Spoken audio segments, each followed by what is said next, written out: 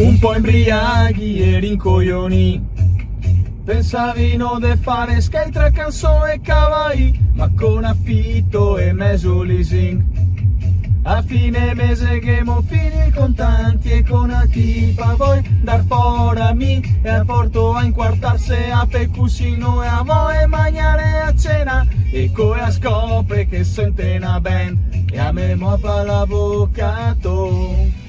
So da 30 anni a Cana del Gas, da boccia volevo fare a superstar, vago il venare in tabacchin con un crodin. So da 30 anni a Cana del Gas, adesso mi blocca anche il bancomat, pago e rate pa torme un pandin col seggiolin.